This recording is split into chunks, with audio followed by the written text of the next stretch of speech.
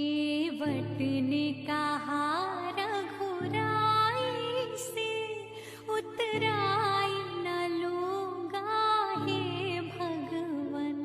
केवट ने कहा रघुराई से, उतराई